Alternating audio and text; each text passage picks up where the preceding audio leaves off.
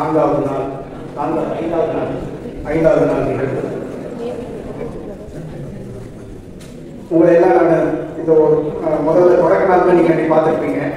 அதுக்கு முன்னாடி வரணும், வந்து உங்களை பார்க்கணும்னு நினச்சிட்டு தான் வேலை நிமித்தமாக வர முடியல. முன்னாள் மாணவர்கள் இன்றைக்கு இந்த செஷன் வந்திருக்காங்கன்னு எனக்கு சொன்னாங்க. நான் அப்பவே வரணும்னு நினச்சேன். ஆரம்பிக்கிறப்பவே முடியல, கொஞ்சம் கல்லூரியோட வேலை அதை முடிச்சுட்டு அவங்களுக்காக உங்களுக்காக தான் நான் இப்படி வந்திருக்கேன்.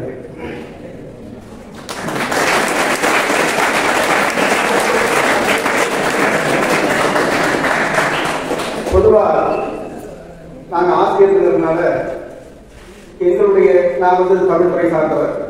அதனால பிஏ எம்ஏ தமிழ் வகுப்புகளுக்கு போகிறப்ப குறிப்பாக 3 ஆண்டுகள் முடித்து அவர்கள் கல்லூரி விட்டு வெளியேறக்கூடிய அந்த சூழலில் அவர்களிடம் பேசும்பொழுது நாங்கள்லாம் சொல்லக்கூடியது என்னன்னா, நாங்கள்லாம் வந்து காலையில் உங்களுக்கு ப்ரொஃபஸராக இருக்கிறோம், ஆனால் எங்களுடைய மாணவர்களாகிய நீங்கள் எங்களை விட மேலே நீங்களாம் ஒரு ஸ்டேட் யூனிவர்சிட்டிலையோ அல்லது சென்ட்ரல் யூனிவர்சிட்டிலையோ ப்ரொஃபஸராக போகணும், அல்லது வேற நீங்கள் எந்த துறைக்கு வேலைக்கு போனாலும் ஒரு டாப் லெவலில் நீங்கள் செலக்ட் ஆகி அந்த இதுக்கு போகணும்.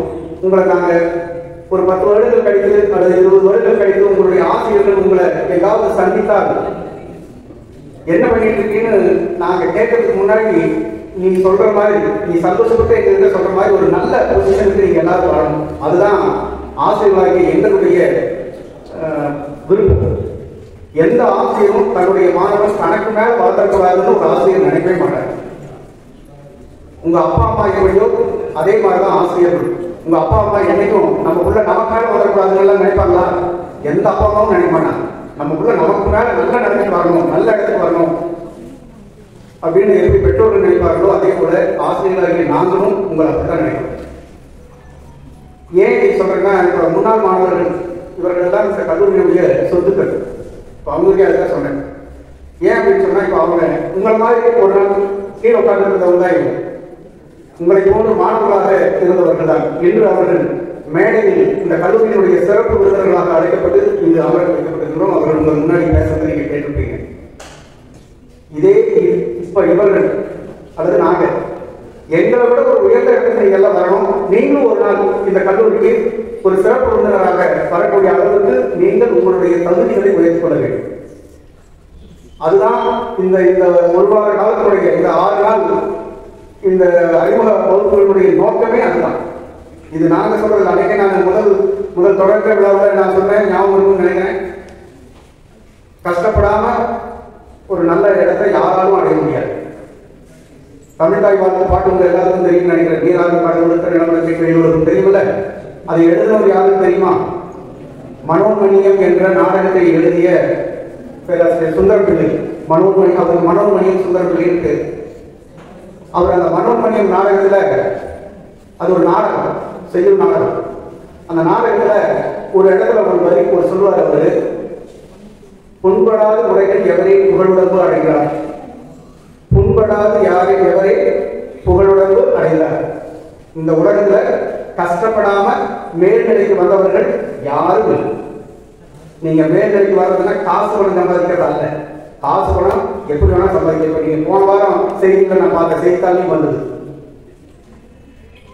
ஏதோ ஒரு அரபு நாடோ எதுமோ தெரியல, மேற்கத்திய நாட்டுல ஒரு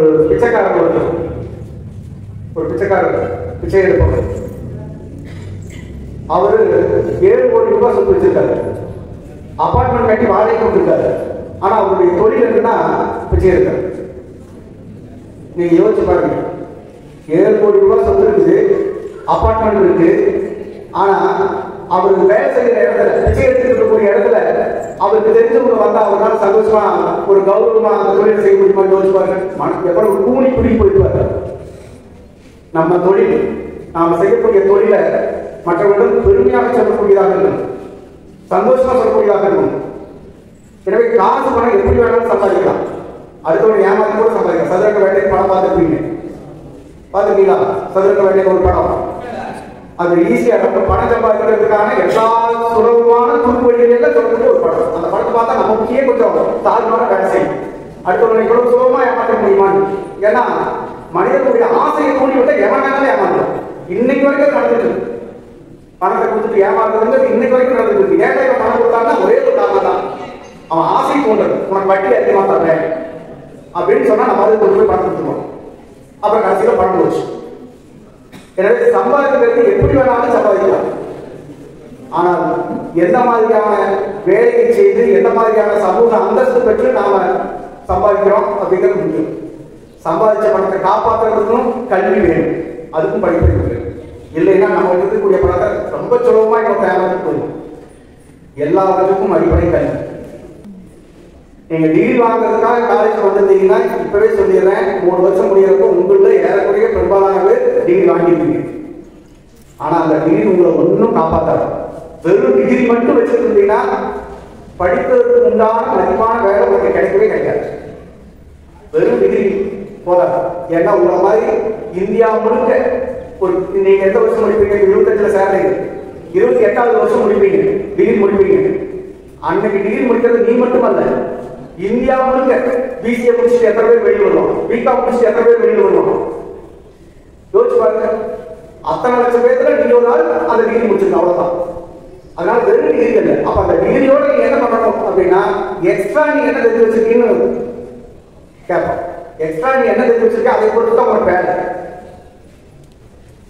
சார் நான் ஏதாவது ஒரு வேலை செஞ்சு படிச்சுப்பேன், ஏதாவது ஒரு வேலை செஞ்சு படிக்கிறதுக்கு எதுக்கு காலேஜ் வரணும்?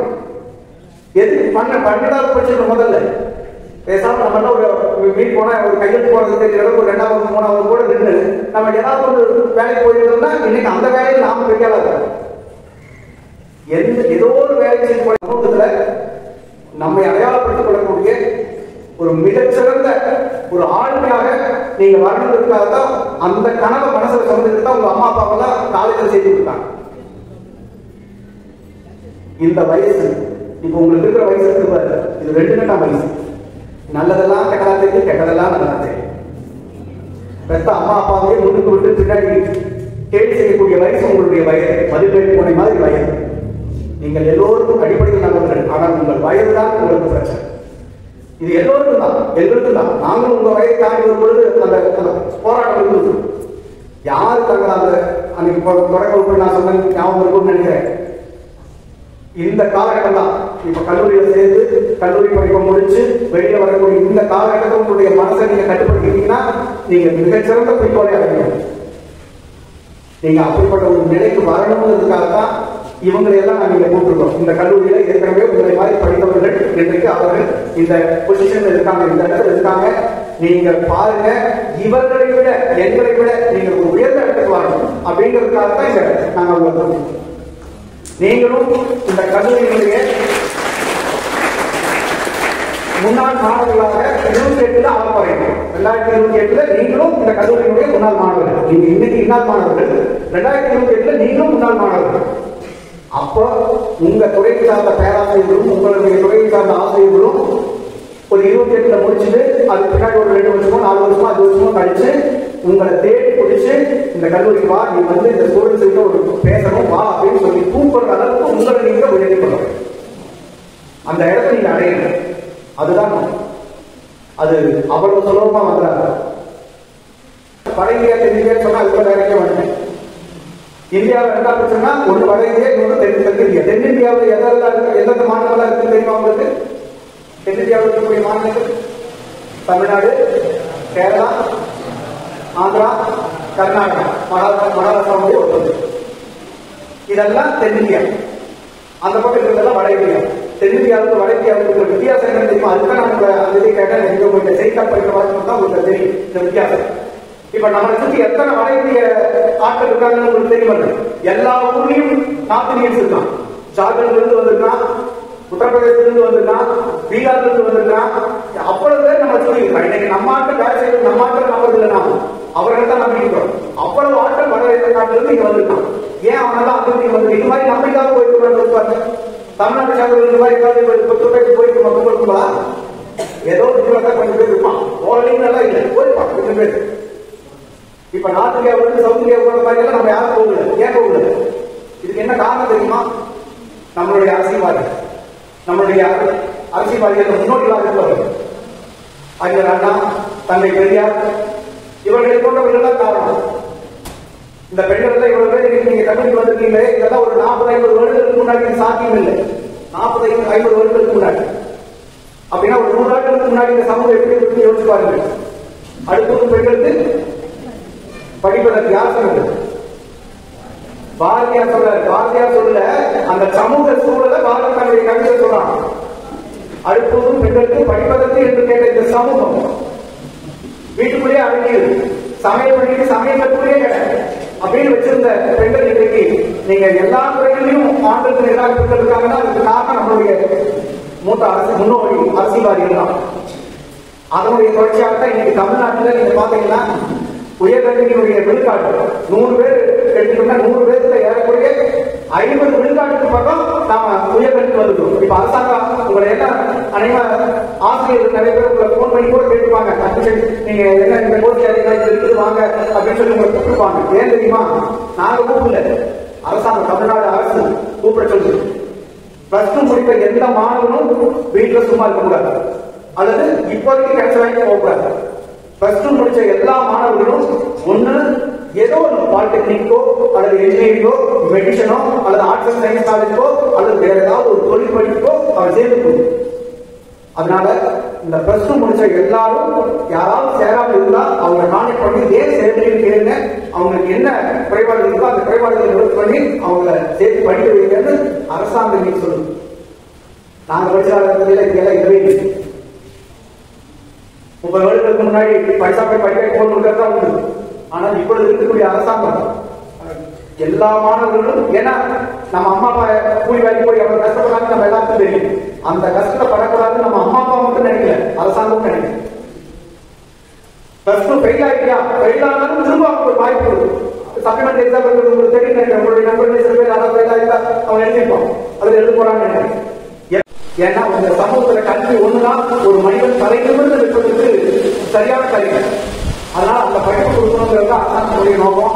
நீங்க தெரியும், இப்படிப்பட்ட ஒரு கல்லூரியில படித்து இன்னைக்கு வனத்துறையிலும் காவல்துறையிலும் எனது பொறுப்பேற்று பணியாற்றி கொடுக்கக்கூடிய இந்த கல்லூரியுடைய முன்னாள் மாணவர்கள் அவர்களை நான் இந்த கல்லூரியின் சார்பாக, பேராசிரியர் சார்பாக, உங்களின் சார்பாக அவர்களை மனமார்ந்து பாராட்டுகிறேன். அவர்களை கட்டாயமா வாசிக்கணும். எனவே எக்ஸ்ட்ரா நீங்க என்ன படிக்கிறீங்களோ அதுதான் அந்த சமூகம் உங்களை அடையாளப்படுத்தும். உங்களுடைய எதிர்காலத்தில் சிறக்க மீண்டும் ஒரு முறை உங்களை வாழ்த்துகிறேன். நன்றி.